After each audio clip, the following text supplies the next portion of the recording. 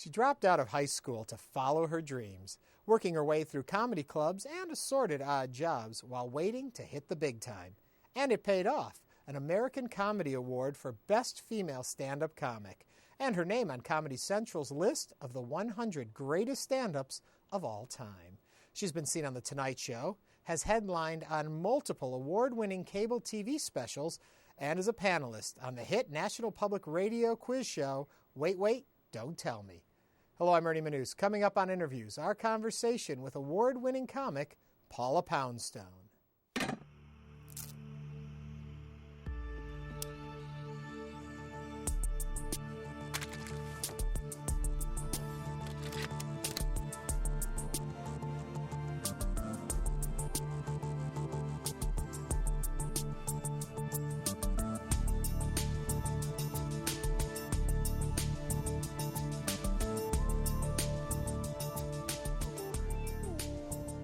How do you think comedy has changed through your career?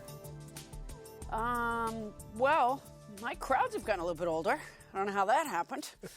I don't really know exactly, because the truth is, I don't watch other people very much. And my own crowd really has been, there were people who came up to me last night in Houston that said, I saw you, in San Francisco in the early 80s. There was this person who came up last night and said, I saw you the first time you were on The Tonight Show with Johnny Carson. So a lot of my crowd has kind of, been with me forever. I'm told that it's a little more rough and tumble, like in the clubs. I was lucky because I started in, I think it was June of 1979. And it was the very, very beginning of what my brethren and I refer to as the comedy renaissance, when people were sort of became interested again in that form of entertainment. And so I worked through some really fun years of audience, where they would just go with anything you said. You didn't even have to be funny. In fact, there were a lot of guys who, frankly, were just awful. Now, it's hard to say whether I was or not, but I worked with guys that were just terrible. Now, big producers, big writers, big stars. And what is that phenomenon? Because I think we've all sat in a club or seen a comedian, you're like, they're not funny, but the crowd's going. So what is the magic of getting that crowd to respond if the material isn't there? I'm not sure. That's a good question. I mean, it has to do with the delivery. My feeling is that the whole thing, regardless of what words I say, the whole thing is my relationship with the audience. And once you've established that, you really can kind of, say and do stuff that, people tell me stuff I used to say or that they've heard me say before, and I'm like, whew, boy.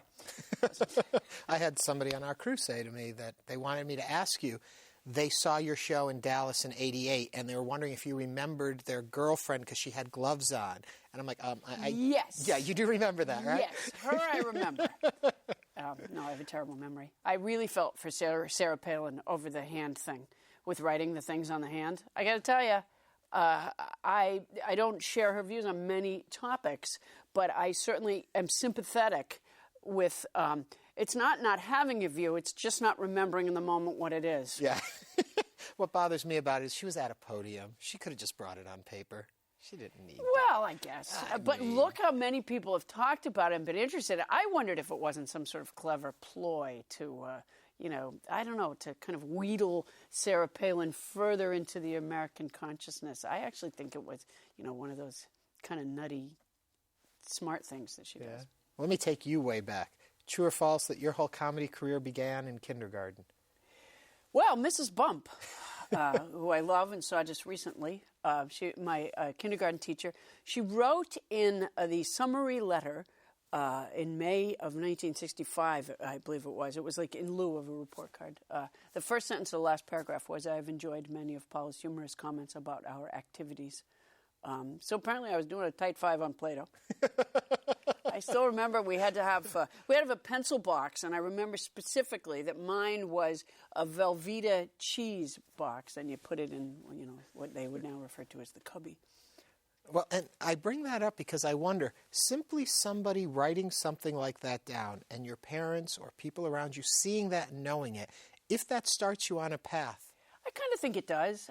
Although, in the first grade, Miss Carter wrote, that I was prone to emotional outbursts and that my handwriting was very poor. You know, in the first grade, how good is anybody's handwriting after all? You were holding a pencil that was the size of a tree. I was a slight child. Yeah, that one didn't take me as far, that particular comment. But I think it probably does. I think it probably does, you know. I probably should have done a better job telling my children what they were good at when they were little. Apparently, my oldest daughter was told at a very young age that her sitting in a chair and doing nothing was excellent. And she has taken to that, hasn't she? She's been honing it with pride ever since. At what point, because at the time you were coming up in this business, female comics were few and far between. So where did you think, I can make a living at this? This is something I want to do. I'm not sure that I thought necessarily a lot about making a living at it in the very, very beginning. And I never thought about the kind of percentage of male-female. Just never. I mean, I had no interest. It didn't matter. And now it's still unbalanced in terms of the amount of guys doing it, the amount of women doing it, but I would still say it doesn't matter. I think it mattered a lot when Phyllis Diller was working. I think it mattered a lot when Joan Rivers first started. And I think that part of the way they do what they do was formed by that fact. You know, they worked in strip clubs and stuff like that back then. There weren't really comedy clubs per se. And so, you know, when you go on after someone who just stripped naked and you're a woman and you're not planning on doing that, I do think it puts you in an awkward position. Yeah, to say the least. Yeah, so then I think it meant a lot. Now it doesn't mean anything at all. But, you know, I don't know what I thought I was going to do. You know, I started when I was 19. I even now, at 50, I don't think things out that well. But at 19, there was, you know, I didn't think of the day after and the day after. Rode a bus from Massachusetts to California and stopped along the way and worked comedy clubs? Yeah. True? Yeah, I got on the, you know, Greyhound bus. There used to be a thing called the Ameripass you could buy for $150. You'd go anywhere you wanted for a month. Forgot about that, yeah. And I would do this thing where I had some brethren that were Boston comics that had gone around the country a little bit, and so I knew the names of a handful of places that I might check out. And I would take the bus to, say, Denver, for example. And when I got to the Denver bus station, I would store my stuff in a locker, and then I would check the schedule, and I would find out a bus that left at night that went 4 hours away. And so I would go, I'd find the nightclub, I'd go maybe tell jokes, do whatever, hook up with some people. And then I would come back to the bus station, take that bus 4 hours away, sit on the bench till the bus going back to Denver came by. And in this way, I got my 8 hours of sleep. So you can see, I didn't plan very far in advance. Yeah, there wasn't like a lot of savings involved. So when do you hit the point that you realize this could be your career? I mean, it's a fun journey, an adventure, but it could be your life. I haven't committed yet. I'm still thinking things could shake out differently, but I don't know. I mean, I wasn't able to...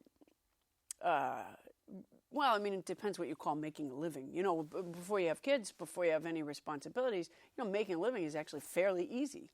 I didn't really have a huge overhead when I was young, so I $150 a month. Yeah, well, exactly. Yeah, you know, I've been working for maybe a couple years before I was able to, you know, quit my day job, as it were, and it was good because I had some amount of day jobs. Yeah. You know, which that's important, I think, both to be a functional adult and also just to have.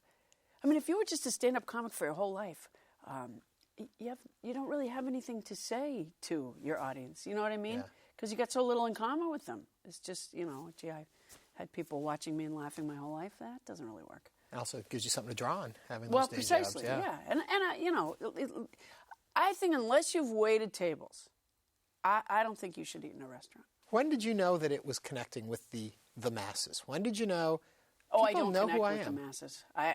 There is a point where your name went from being just something people that knew you knew to people who didn't know you knew. Well, yeah. I mean, it's grown. I mean, I've never had mass appeal, but certainly it's grown. One of the banes of my existence is I do Twitter and I do Facebook, and I do it solely for the purpose of connecting with audience members, really to kind of bypass the gatekeepers a little bit, so that I can just tell people I'm going to be at the blah, blah, blah, and the people who might see me at the blah, blah, blah will be able to know that and come down. That's all I want out of it. I like writing jokes, so I write jokes for Twitter. I pride myself in never having said I'm in the shower. It's, I just write jokes, and the jokes are, in fact, autobiographical. And I make little films I have a YouTube channel, and I make little films, and I work at it so hard. I have what I like to think of as a brilliant film about Thanksgiving. And, I put it up and I watched the number just slog along, knowing that it was, it only had a few days before people go, well, why would you watch a Thanksgiving film? Whereas, someone can have a film of their goldfish eliminating waste. And in a day, there's 100,000 hits. I can't figure out how to marshal numbers in this direction. But so I am, I guess, an acquired taste. But what was the breaking point, do you think, in your career that suddenly put you on the national consciousness? And before you say you're not, a Paula Poundstone show named The Paula Poundstone Show, that's somebody people know. It's a brand they're going to sell. Well, I was off the air fairly quickly because not enough people knew that would watch. I was preempted by the Malibu fires, which was mostly just an orange television screen because there were fires. I don't really know. I mean, there was never anything, sort of meteoric. I did a lot of, well, not a lot, but I did some Tonight shows when I was younger. I think I did a couple with Johnny Carson. I think probably when I covered the conventions for Jay, that probably kicked the numbers upstairs a little bit, more than, say, other things. Also HBO, which tends to rerun things a lot. Yeah. And I did some HBO specials, which went well. It was a good pairing, me and them. I talked them into... nowadays this doesn't seem different at all because technology has changed. But, my favorite thing to do is talk to the audience. My favorite thing is, what do you do for a living? Where are you from? Any good night that I do usually has probably a third of it is unscripted. The whole thing is unscripted, but probably a third of it is stuff I've never said before because it's spawned by the interaction with the crowd or the room that we're in or where I just came from. So when I got hired to do a special for HBO, they didn't want to let me talk to the crowd because in those days, miking things was different than it is now. And they actually said to me, well, it's different in a nightclub than it is on television. They didn't think I could make it work. And there's very few battles that I even bother fighting. But that one I really kind of stuck to my guns. I said, well, I don't know why you would hire me if you're not going to let me talk to the crowd, since that's the fun part. Right. And so I kind of, I won that argument. And then there I was on stage. It was a theater in San Francisco, and we practiced. The practice was there were boom mic guys that, held the long stick with the furry thing on the end. I would pretend to talk to a production assistant in a chair, and the boom mic guy had to practice running to, get over there. And they mic'd the crowd from overhead as well. But anyway, so they put some expense and some time and effort into this technology. And now the show's going, and there's somebody over this way, and I engaged them in conversation. It was a woman who had made a noise about a lawyer.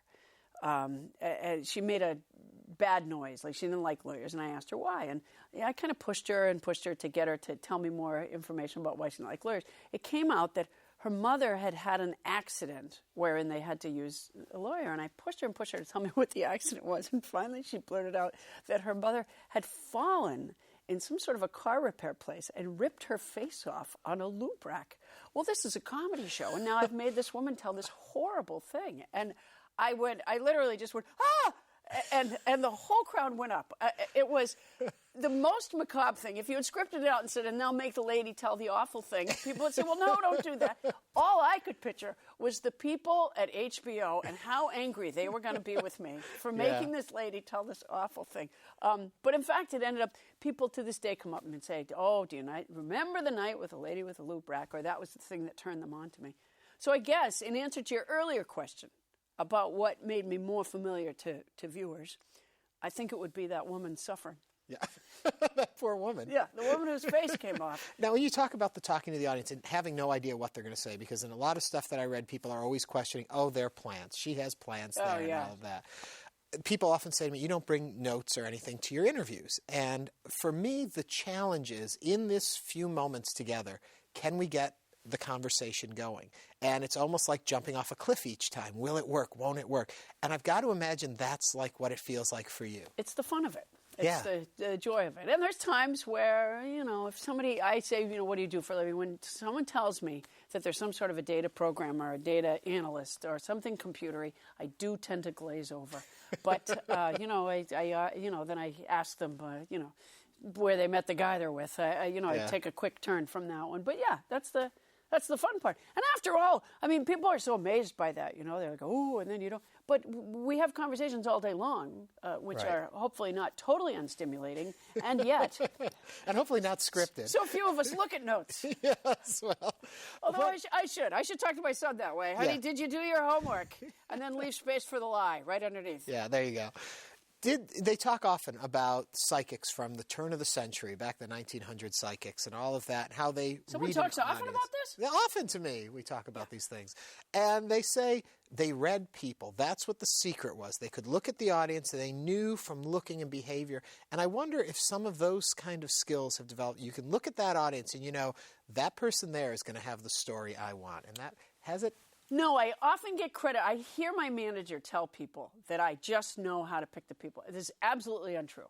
I sometimes am drawn to, and I would say this is probably unsuccessful more times than it's successful, I am drawn to people who look angry. People who are sitting, the guys that are like this, and clearly their wives or their girlfriends said to them, all right, we'll watch football tomorrow if we can go see this thing tonight. And he's been dragged kicking and screaming to something he doesn't want to go to. Those often intrigue me. I don't know that they're better, interviews, for lack of a better word, than someone more interesting or stimulating in the room. But I tend to be drawn to, I could have a full house and one empty chair up front, and all I can think about is that empty chair. I'm wondering why that person didn't come, what I said that made that person leave, if it was the guy beside the empty chair that said something and then that person left. See, this worries me greatly, because if I'm ever at a show, I hate to be pulled from an audience. I hate to be called on, all that. And so whenever they start to do that, I always try and look uninterested and kind of like, because I think they're going to think, oh, he's not going to have fun with this. We'll pick someone who looks like they're into it. Oh, yeah. No, in now my I'm really show, worried in your show. In my show, that would be the same thing as like from the old Welcome Back, Kotter. Oh. You would be the Horshack of that my would be show. the one you're going to pick. Yeah. When we talk about this kind of interaction with the audience, you didn't always do that in comedy. You had your set jokes. When did it start to tried really shift? hard in the beginning to have, because when I first started out, we'd do open mic nights where anybody could do 5 minutes. You go sign up at the club and you'd be allowed on to do your 5 minutes. And I would, at the time I bussed tables for a living, which is really the most appropriately suited job I've ever done. I would type my jokes on the back of, we had, at the restaurant I worked at, we had placemats that had the menu on them, and when they would change the prices, they would just have stacks of these in the basement. So this is even before recycle, reuse was such a part of our lives. But I would type my jokes on the back of these menus and spend all day long. I'd be bussing tables, and my lips would be moving because I'd be memorizing my act. And then I'd go on stage, and invariably it would all go out of my head. Usually because something distracted me, or because somebody said something and that, distracted me. And I would say to myself afterwards, that this was a bad thing, why didn't I stick to what's the matter with me that I can't stick to this thing? I can't remember at what point I discovered that that's the fun part. Yeah. And oftentimes when I would forget what I was going to say, it actually I would think of something to say that was funny or have an exchange with somebody that was funny, but I still kept thinking that this was a terrible mark of unprofessionalism. And somewhere along the way I discovered it was a fun part. I would love to be in plays or do, more acting sort of things. I cannot, however, imagine doing the same thing night after night without just dying of boredom and phoniness. Yeah. Very early in your career, though, you did a film. right? Didn't it Oh, start I off did. with- Yeah, I did a low-budget film, which I've seen since it was shot in Shelby, North Carolina, at a studio of a man who he built a movie studio in Shelby, North Carolina, on money that he had made from selling farm equipment, and it was prior to that, the man who made the studio, Earl Owensby, he had starred in all the films that were made there, and including the Elvis story and one about Jesus, I think. And so anyways, I made this low-budget film there, and they used a lot of the North Carolinians, of course. And at the time, I really thought that I was the pro from Dover. I was the talent that they had brought in. I've since seen the film because somebody found it as a joke and sent it to me, and it's painful to watch me. And I got to say, the North Carolinians were great, and I never had any perception at the time that I could have been the clinker, but I was. Okay, I'm going to zip you way forward now. Wait, don't tell me. Boy, what a phenomenon this show has become. It's a really fun show. You know, people like to keep up with what's going on in the world, and it's a weekly news quiz show on NPR that includes questions about, really truly major topics, things that are important.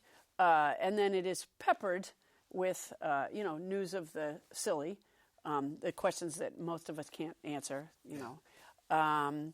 I think what people tell me is it's on usually on weekend mornings. People tell me that they do their laundry to it, or they do their breakfast dishes to it, or if they're in the car, they do their errands to it, and they like this. But it's also a really cheating way of figuring out what's going on in the world. Does it surprise you the attention radio is getting again? Well, yes and no. Radio is a wasted medium. It's a great medium. It's funny how Twitter has this thing. It's 140 characters. And people are so pleased with themselves over mastering the 140 characters. Radio is this very dimensional thing that just gets thrown away, and it's too bad. This is I think Wait, Don't Tell Me is a very good show. And by the way, having little or nothing to do with me. I mean, they conceived of it and made it before I came along. But, there's every now and then you'll somehow stumble on a radio play. Or, I'm a huge fan of NPR. Where they use the sound and the reporters know to, masterfully how to include those elements in what they're doing. And as a listener, I just find it really, really rich and informative. I'm so glad it's there.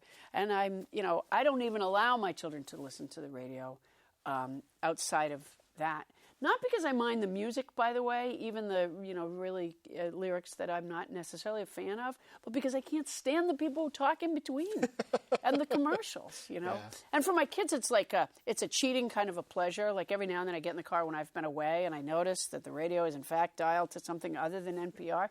But even my kids, when we've occasionally listened for a few minutes, even my kids will go, okay, we'll turn it off that now, because they can't stand those commercials either. Yeah.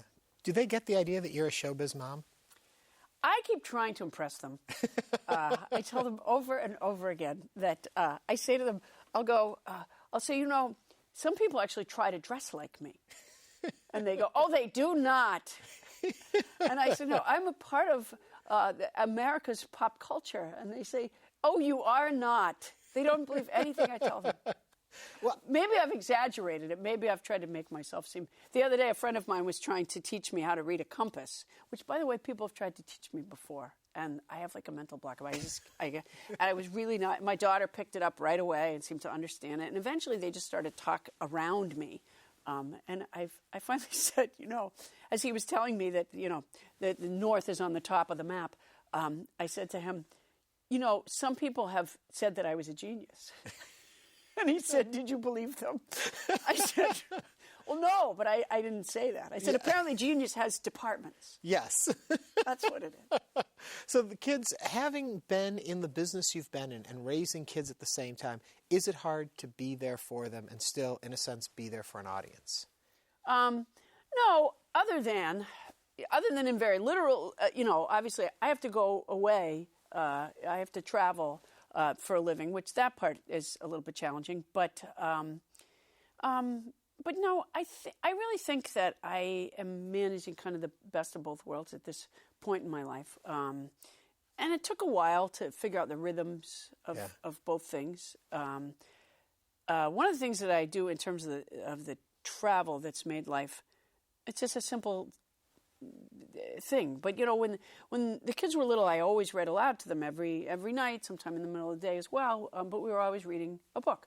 I can't remember how long it took me to figure this out, but I bring the book with me, so that when we talk on the phone, I would read aloud to them over the phone.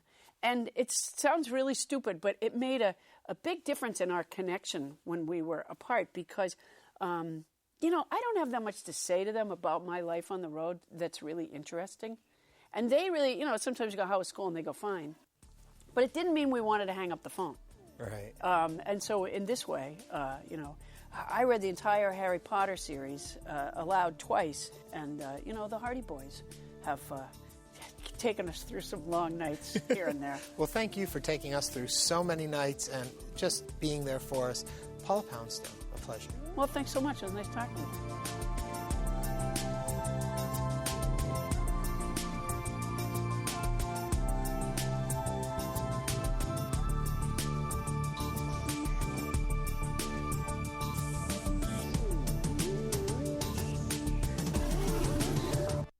To order a DVD of this or any episode of Interviews, please visit HoustonPBS.org.